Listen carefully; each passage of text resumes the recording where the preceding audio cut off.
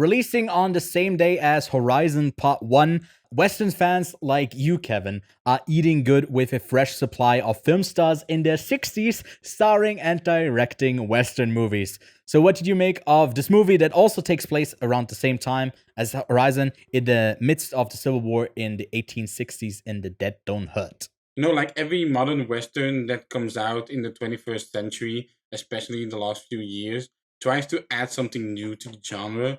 And, like the Sister Brothers brought in a toothbrush. Here we get, paintings, flowers, and a deeper, tender romance than the usual platonic relationships portrayed in the genre. The addition of the European immigrant and its elements, for example, you got like a French knight, which adds a bit more of a fairy tale feeling to the Old West instead of like the myth of the Old West. Viggo Mortensen adds himself successfully to the gallery of actors and directors who have contributed to the Western. And his best choice in this movie for me was to cast Vicky Creeps, who once again delivers another strong performance. She's like slowly becoming one of those never gives a bad performance actors for me.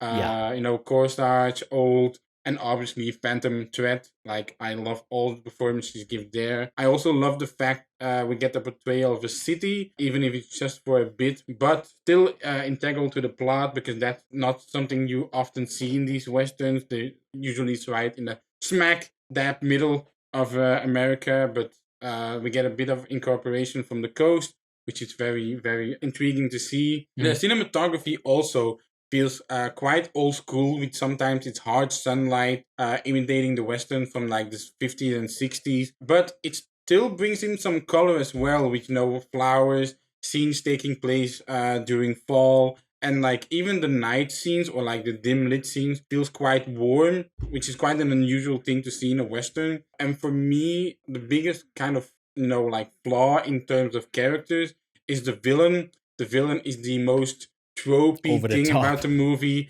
being Yeah. typically dressed in full on black, being racist to all bait, not kind of like hating, like other people's skin color racist, but more like Just cultural a hateful difference. person all Yeah, like around. more of a hateful person, kind of Yeah. disliking the cultural differences, objectification, the way he hates people speaking other languages.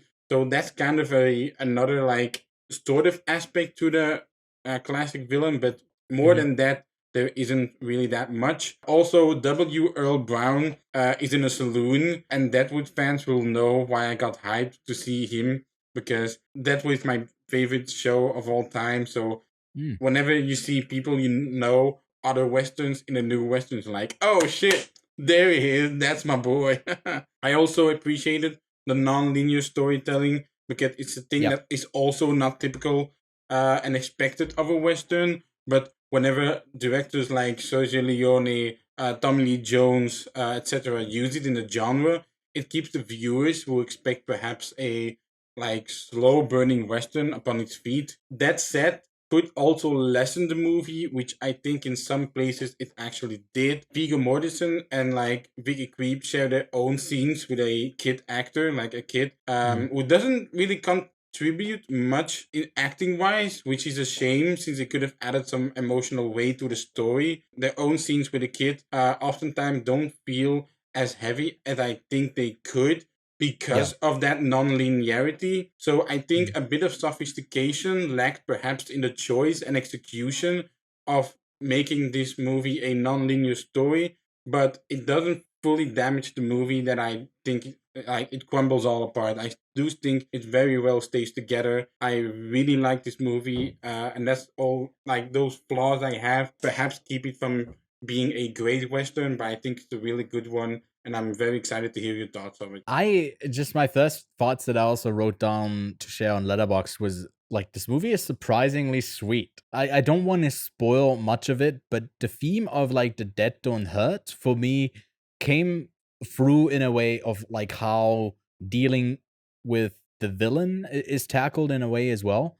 That like maybe the dead don't hurt can be interpreted in a couple of different ways. I feel like it's a clever title. I'm not the biggest fan when it actually gets like name dropped in the film when he Right. says to his kid that don't I hurt. get it. But I like the tackling a bit of the messier side of like multicultural stuff that like this time period really was rooted in. If you look back and you 23 and me yourself in the States, then a lot of them is going to come back as like Irish and all over Europe because they all traveled there. It wasn't just like all of them speaking American, like, and this American English.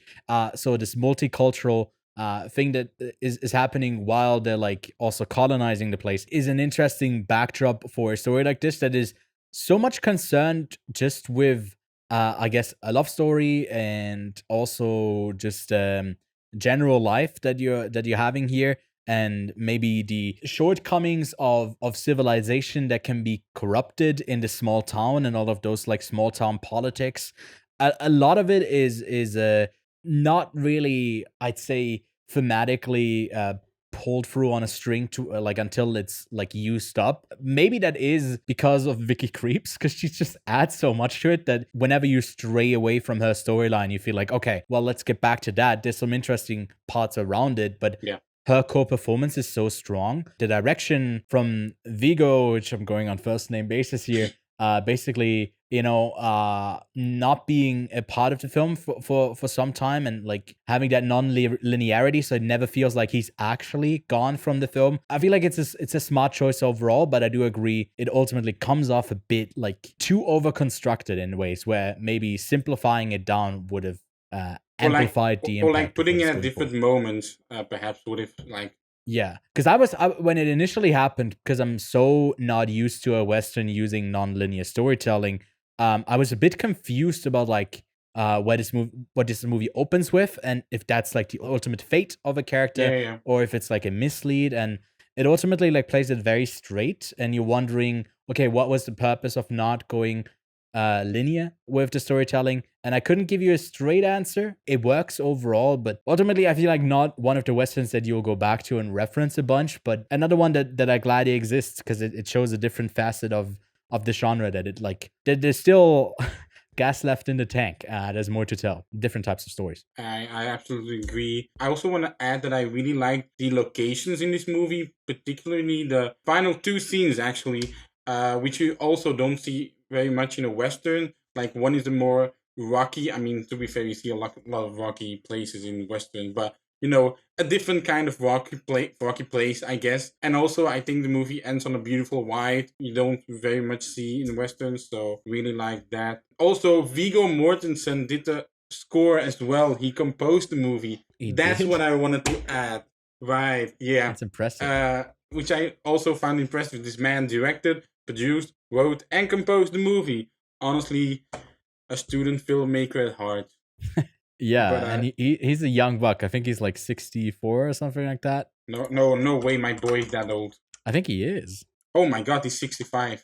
65, actually. Okay, yeah. Yeah, I know Costner's 69, so that's Bro can nice. go on retirement. Damn.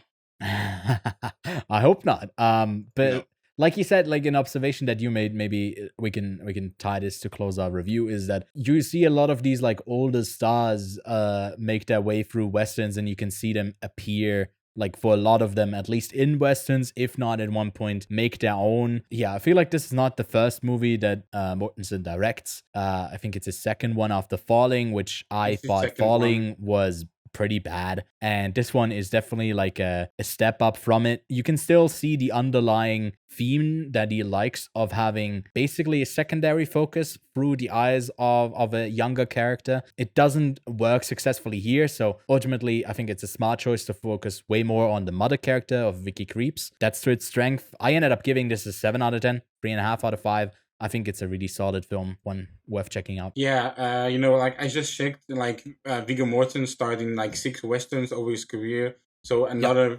very dedicated person to the genre. But I'm stuck between a 3.5 and a 4. I gave it a 7.5 out of 10. I don't really know which way to go. I gave it a bit higher on Letterboxd because I want to support that rating and Yeah, support yeah. Viggo Mortensen, I guess, too. But another very solid modern western who tries to add something fresh to the genre and succeeds, in my opinion. So yeah, I recommend you checking it out. He's an interesting actor who doesn't shy away from going into genre, like the times when he works with Cronenberg.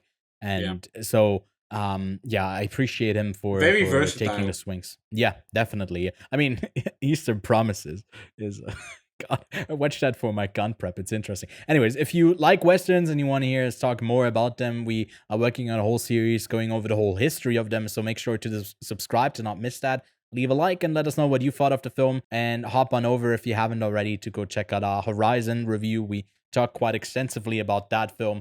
And yeah, let us know in the comments what do you think about the whole genre. Get those fingers typing and talking about westerns. Thanks so much for watching, and we'll see you soon.